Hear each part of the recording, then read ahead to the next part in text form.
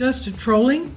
Netizens are split over defacing the statue of 14th century Scottish King Robert the Bruce. Well, we know of him because I guess most of us believe that we're Scots, especially when we listen to Scottish Highland music. I know I do. But what is this now with the trolling with all these statues being defaced? Last week, the statue of Robert the Bruce, the Scottish king who lived in the 14th century, was spray painted with the words racist. Despite timing of the vandalism, many now speculate that Black Lives Matter activists had nothing to do with this graffiti.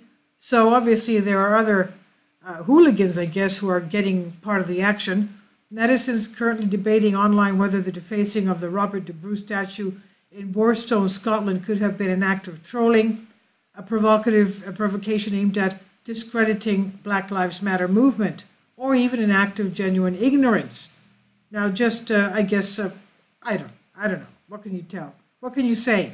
Now, the monument was vandalized by, with the words written, spray painted on a racist king, and lettering signaled by BLM, while a nearby rotunda was spray painted with Robert was a racist, bring down the statue. But the sharp-witted observers quickly noticed that the 14th century king died long before the Atlantic slave trade was established, and thus had physically nothing to do with slavery and any racial prejudices highlighted by BLM campaigns. Now, after this, speculation grew that the defacing the statue could have had some ulterior motives behind it.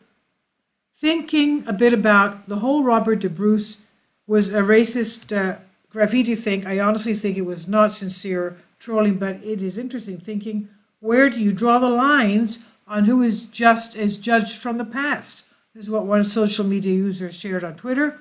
He says, I'm not actually noticing anybody claim to agree with the vandalism of Robert the Bruce statue, which makes me think that it's been done for more dishonest purposes. Robert the Bruce was not racist, another user commented. If you think this was anything to do with BLM, then you're as stupid as the people who did this to the statue.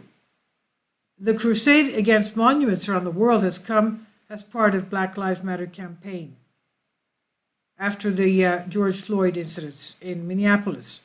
Now, Robert the Bruce, we know that after William Wallace and the desire for Scotland to have freedom from and independence from England, Robert the Bruce, born July 11, 1274, died June 7, 1329, popularly known as Robert the Bruce, was King of Scotland from 1306 until his death 1329. Robert was one of the most famous warriors of his generation and eventually led Scotland during the First War of Scottish Independence against England. He fought successfully during his reign to regain Scotland's place as an independent country and is today revered in Scotland as a national hero. And I'm reading this from Wikipedia, and his likely birthplace of Robert the Bruce was Turnberry Castle in Turnberry, Scotland. I've been to Turnberry, and Turnberry has a very, very old and beautiful hotel. Okay, the hotel is beautiful.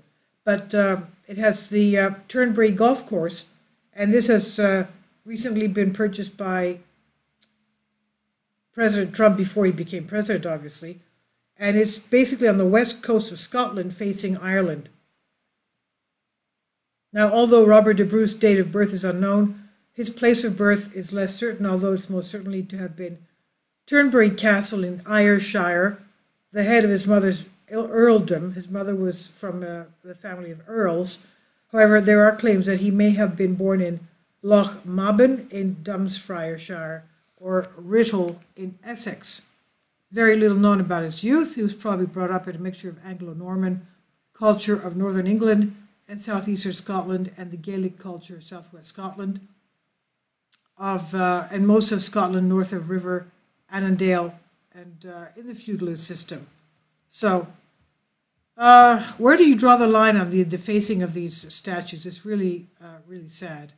Anyway, I'll leave links below for you for this on Wikipedia and Sputnik.